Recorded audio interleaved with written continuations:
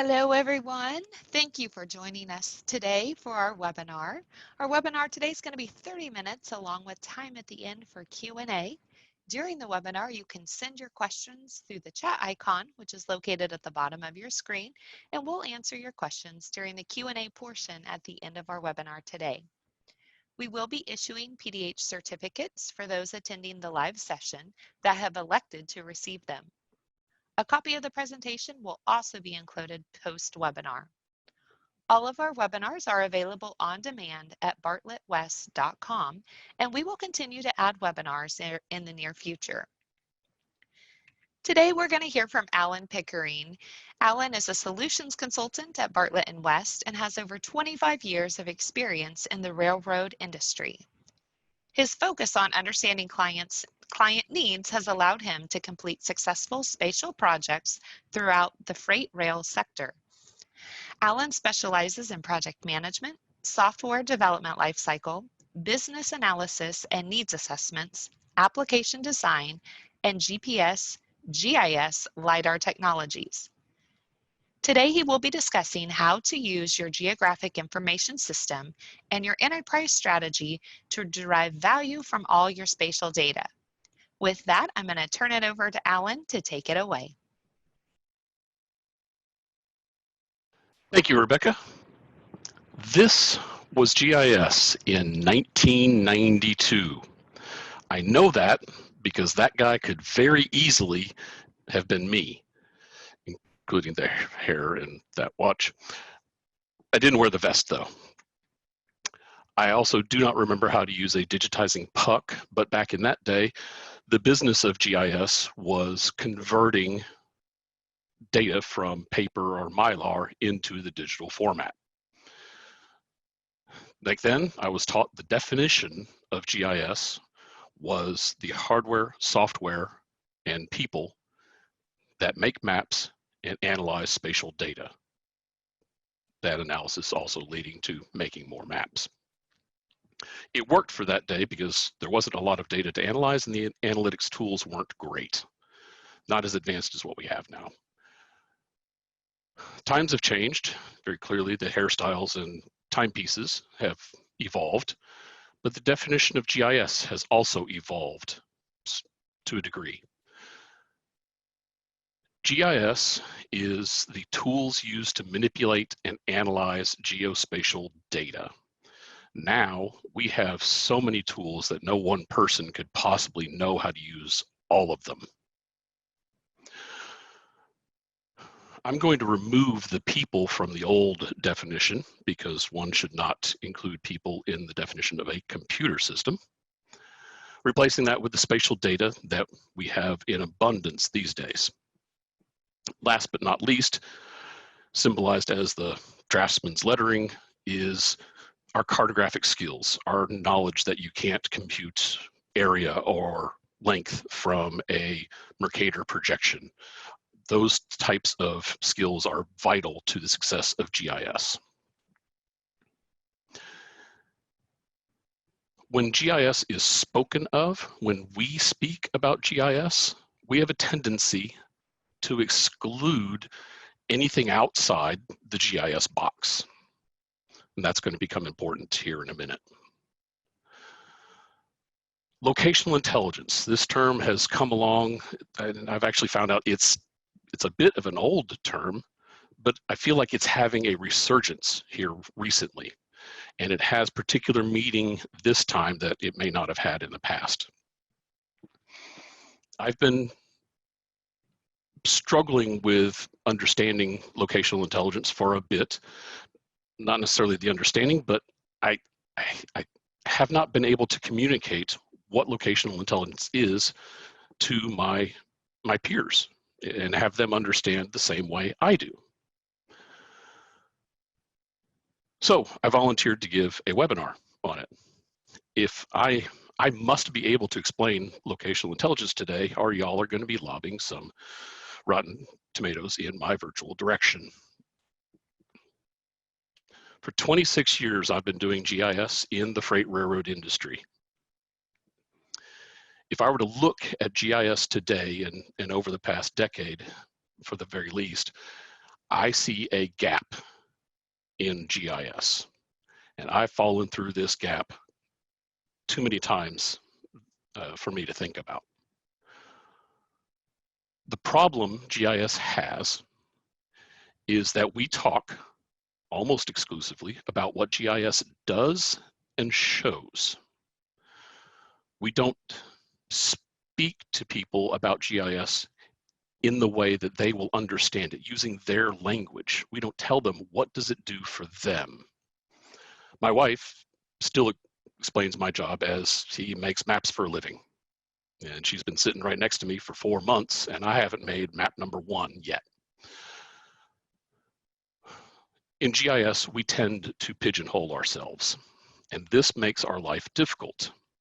We become known as those map people, and it is very hard for us to get funding for new systems and advancements in existing systems.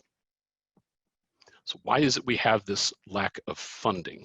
Well, it's more that the funding is a symptom of our primary problem: support. We don't necessarily enjoy the same level of support as technology such as business intelligence does at the senior levels in our organizations. Now, of course, I'm giving private industry style titles, but I'm sure public agencies, the same sort of thing exists. When a senior executive is faced with the decision, do I fund a business intelligence initiative or not, 97% of those interviewed said that they would fund BI efforts. I don't feel like we enjoy that same level of support. The reason is our pigeonholing. We don't speak to people in how does it help them to do their job in their language, or that is a strong tendency. Locational intelligence comes along and is going to force us to rethink how do we speak about everything and how do we perform our geospatial jobs. So going forward here, I'm going to define, give you a definition of locational intelligence. I'm going to go over the components and give you a couple examples. But before we do that, I'd like to see, coming into this webinar, what do you think locational intelligence is? Rebecca, we have that poll. There we go. You can pick any number of the available answers, and we'll see what everybody thinks. I'll give you a minute to plug that in. And Rebecca, let me know when we have any results.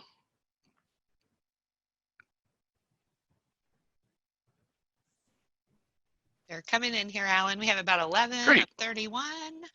I'll wait just another second or so before I end.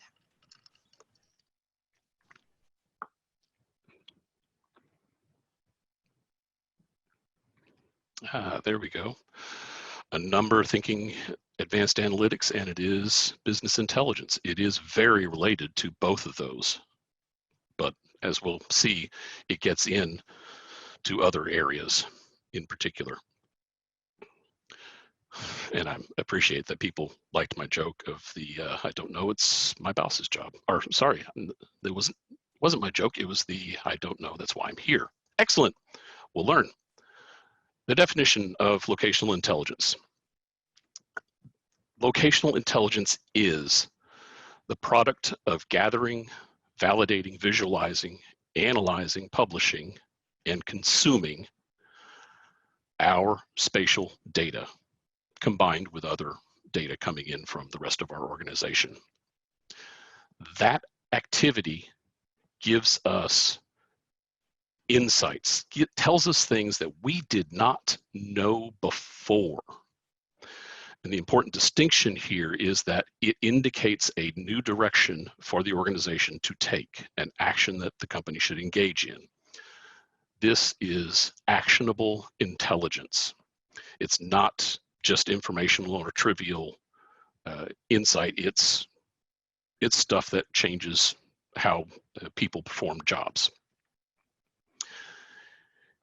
If that is what we are after and what we are performing on, it makes everything about geospatial, our data, us, a critical asset to the organization, and it adds to what the organization can do. That insight, that active intelligence, is inherently valuable, and that's the language that our leadership speaks. To explicitly state that, so the effective definition of business value, and by business here I mean whatever your activities are, not just if you're in private business. Business value is anything that improves safety, reduces costs, or renders new business, increases existing revenues.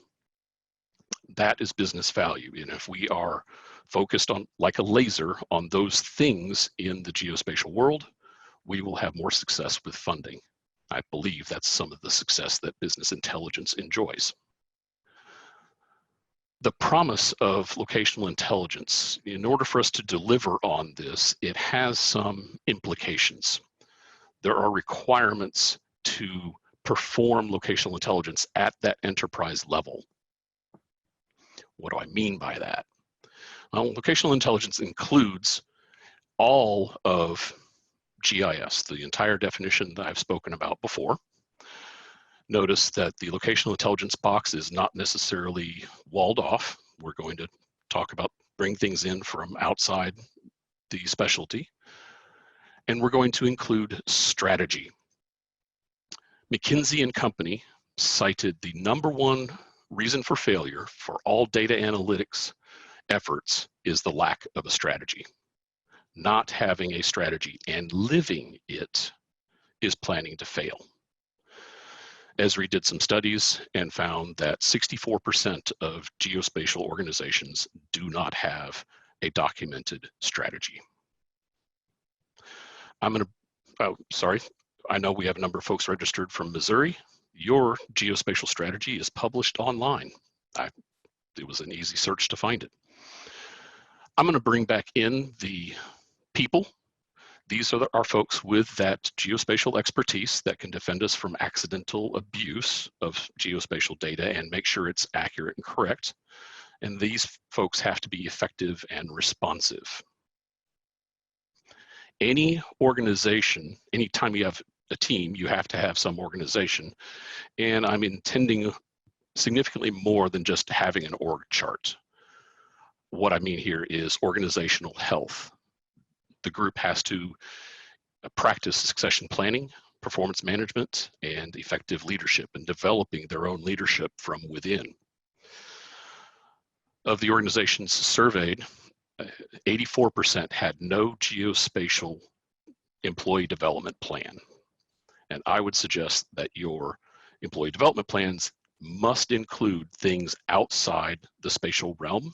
So it's not just classes from Esri or from your user groups, but get outside your field. My personal opinion, this team has to be able to communicate and communicate well. Join Toastmasters. You can email me for more information on why I suggest that. Coming out of organization is governance. And I mean two types of governance here. First is organizational governance, meaning that the activities the entire group engages in are aligned with company goals and are prioritized for the most bang for the buck. The most important activities happen first, or are to be undertaken first. The second aspect of governance is IT governance. Does the business understand the project management methodology? And has the IT group made sure that the business understands how they're going to be interacted with? And includes things like, what is our release procedure? How is it that we go through a change approval board and technical review and those sorts of things? Esri found in their survey that 76% of geospatial organizations do not have governance in the geospatial arena. gentleman at Esri Canada has written a number of articles on geospatial governance, and his name is Matthew Lewin. I highly suggest looking him up and doing some reading on his material. Last but not least, certainly not least, is quality assurance. This is not our QC on the back end, it's what do we do up front to ensure that we don't even put bad data into our systems. This involves our workflows. Are they managed? Our data integrity and data validation efforts, our topology, those sorts of things. Building the structure around how do we deal with our data and analyze our data with quality. You take all of these components and it yields, I had to look that symbol up, that's the logical symbol for yield. All of these components yield a business result. In my now rather tortured building a house analogy, the tools build a business result. And that business result is equivalent to business value, either improving safety or having an effect on the financials. So there are the components of locational intelligence. In order to provide that actionable intelligence, you have to have these things to perform at the enterprise level. Of course, we have to Venn diagram in a few things as well. Of course, there's our survey efforts, our mobile data collection, LiDAR, mobile computing, drones, photogrammetry, etc. And of course, our cousins in IT, who we're going to lean on to help us with governance and the like, as well as development, databasing, and architecture. The part we really cannot forget, and is very important to taking a look at this style of thought, is our business analysis and architectural design. The business has to feel like we are speaking to them in their language and understanding what they are saying, so they don't look at us like we're space aliens. It needs to be a meeting of the minds. That takes a special skill that not necessarily all people have, but it can very easily be learned. So I've given you the components of locational intelligence, but that feels an awful lot like trying to explain to you what an apple tastes like if you've never tasted one by listing out the chemical composition. It's not a satisfying definition. It's knowledgeable, but not something you can bite your teeth into. So let's take a look at a couple examples and how locational intelligence approaches these issues. Any linear corridor style entity has to deal with other utilities crossing its right-of-way. So let's take a look at a wireline management example. With locational intelligence, the team will have been out amongst the business promoting what geospatial activities can do and what does it deliver. More importantly, what does it deliver? With that promotion out in the rest of the business units, maybe you're having a geospatial fair every 6 months or annually. The team begins to identify, hear about, just engage in discussions with others to pick out the major pain points that are had that geospatial can contribute to solving. With this identification, potential projects can be prioritized and aligned with organizational goals. Going through this style exercise increases our chances of funding not just being departmental operating funds. It has the potential for going for capital funding. When a project is started, it's reached number one in priority, so it's time to work on it.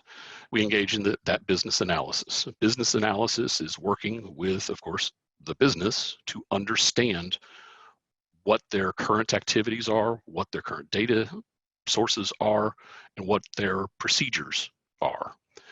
This is a very interactive session. I would assume at some intervals, 10, 30, 60, 90 type percent completes.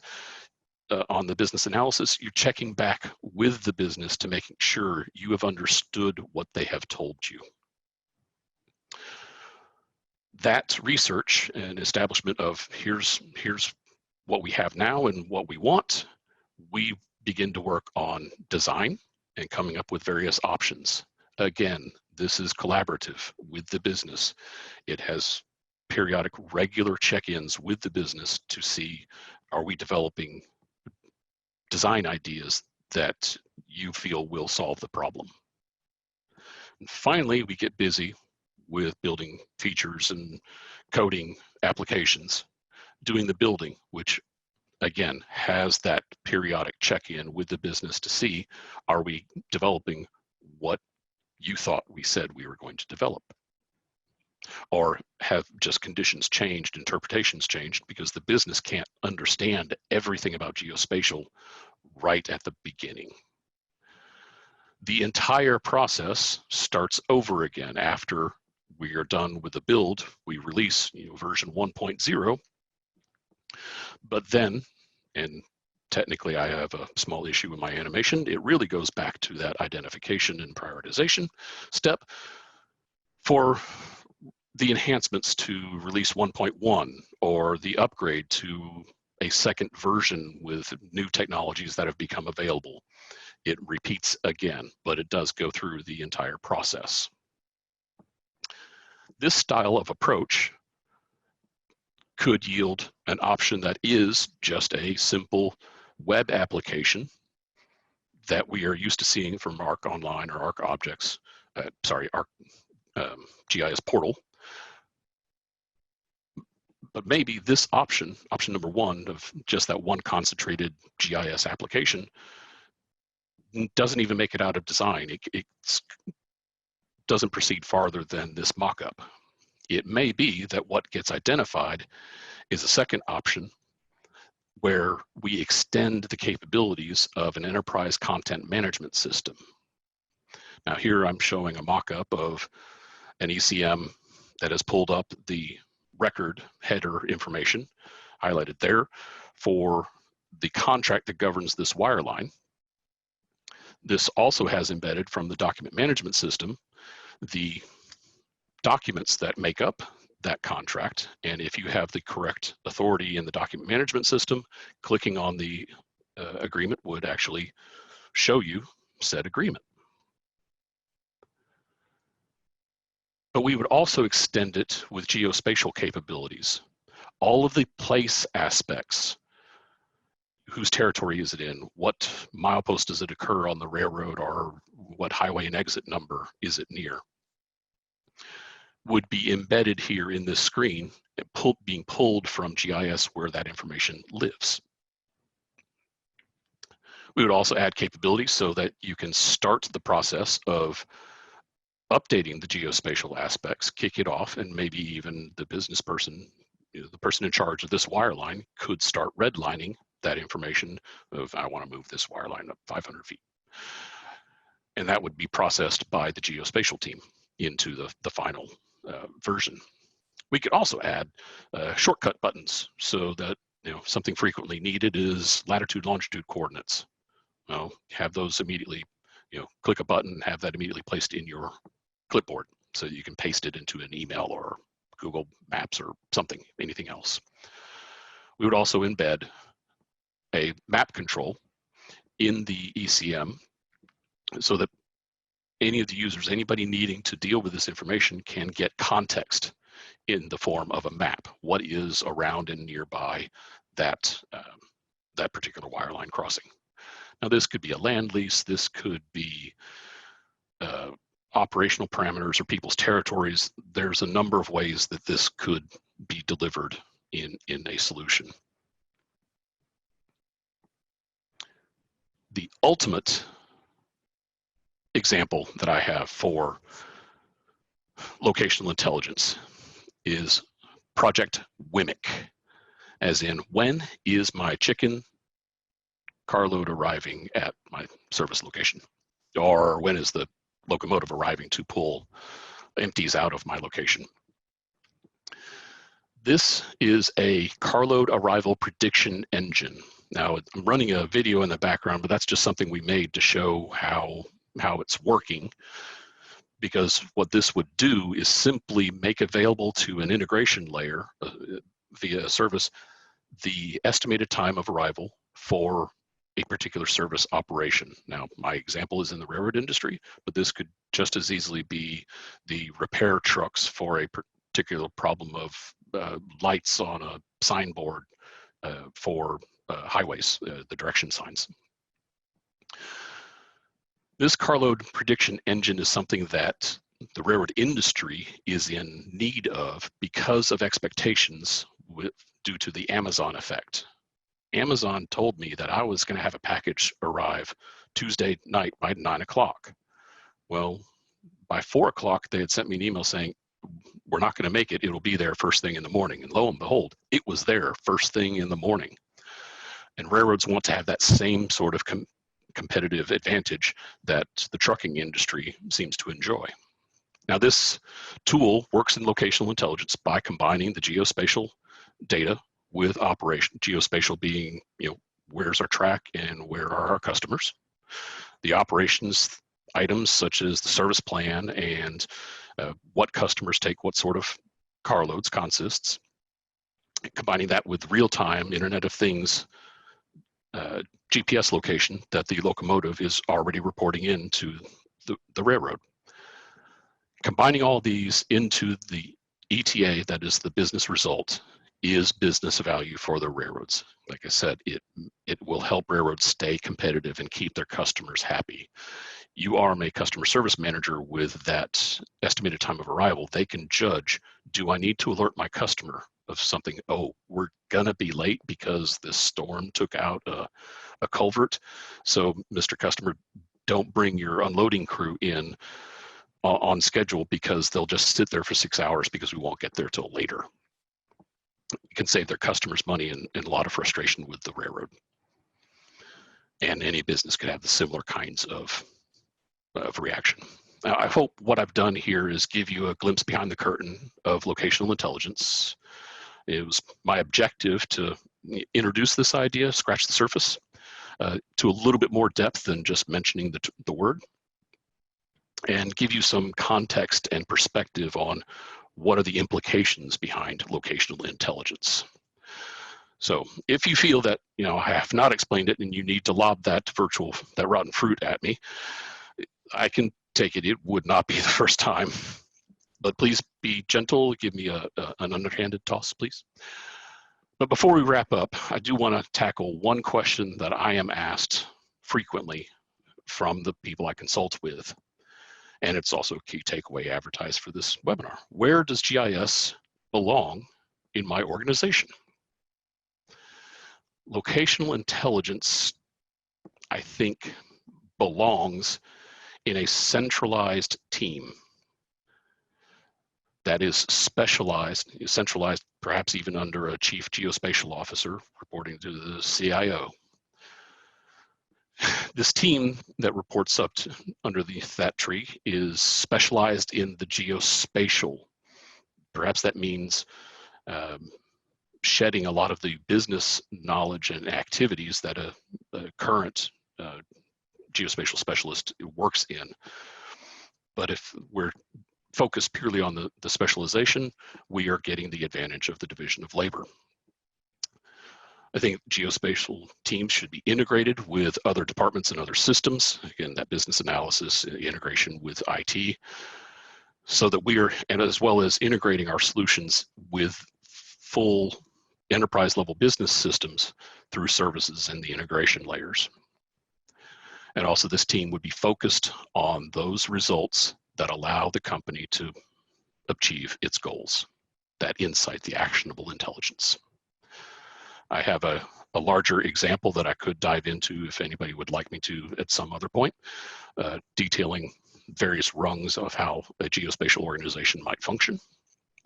But really what I would do is reframe that question to where does locational intelligence fit in an organization's strategy? To recap the definition that I have, it's a little wordy, but it works. Locational intelligence is the product of your geospatial activities on your spatial data that yield business insights, that stuff you did not know before that gives you actionable intelligence to take a different route. Making our geospatial activities, people, and data critical assets to the company and inherently valuable. That value meaning it improves safety, it cuts costs, or develops revenue avenues. Locational intelligence is an organizational capability to develop insight from geospatial information. Of course, you have to combine it with other business information, but it's the aspect that I feel business intelligence today is missing. It's not able to analyze based on place. Locational intelligence is built on a strategy to support geospatial information as a critical asset of the organization because it yields business value and furthers the organization towards achieving its goals. Now, what I felt when I started looking into this a year or two ago was that, wow, this is a monstrous undertaking. It's quite daunting to face this sort of endeavor. However, it can be done. Even Godzilla was driven back into the sea. It is something that your peers in your industry or even outside your industry are further along than you are, and perhaps you're further along than they are in other areas. So reach out to those peers. Don't take it alone. Share those best practices and lessons learned with each other. And also, due diligence with my consultant hat on, your consulting partners are available to assist in guiding and assisting with a transition to full enterprise level locational intelligence. With that, Rebecca, I'm ready for some questions. All right, thanks, Alan. At this point, we're going to open it up for Q&A. So please send your questions through the chat icon as we wait a couple minutes for questions to come in. I want to thank everyone for sharing your time with us today. Thank you, Alan, for sharing your expertise with us. And as a reminder, a recording will be available on our website at bartlettwest.com. Alan's contact information is there. We do encourage you to connect with him directly if that would be most comfortable for you to ask any questions you may have. I'm looking at the chat and I don't see anything at this point. We'll wait just another minute before we wrap things up. I do appreciate everybody taking the half hour to carve out of your day. I hope it has given you something to think about. And to reinforce what Rebecca said, I am more than willing to chat about this at any time. So reach out by email, reach out LinkedIn, or by phone. Excellent. Alan, I don't see any additional questions at this time. So I want to thank everyone for joining us today, and we look forward to seeing you again soon. We'll leave Alan's contact information up here for a little bit longer, but you all have a fabulous day. It looks like Rebecca? actually there are some chats that are coming in here. Yep. So let me see. Thank you. Very informative. You had a tab on there about accounting. Would you consider using this for capturing costs of maintenance? Tab on there about accounting. Capturing costs of maintenance. If what you're alluding to is where are maintenance costs incurred, yes, this could very easily help you catalog what places in your enterprise are generating the most maintenance information. That's actually one of the very, very useful things for geospatial technology, is to see where activities are and what things around you might be a root cause for why do you spend so much in one particular area. For railroading or highway streets, it might be an underlying soil type, or it might be runoff patterns in that area that if you just change something upstream or in your substrate, you would not necessarily, you'd be able to eliminate some of the maintenance in that place. So if I've understood you correctly, if I haven't, you can chat more to me. Thank you, Alan. Paul said that was perfect, so Excellent. Thank you much. All right, I don't have any further questions, so I'm gonna let everyone get on about their day. We hope to see you soon, and thanks again for joining us. Take care.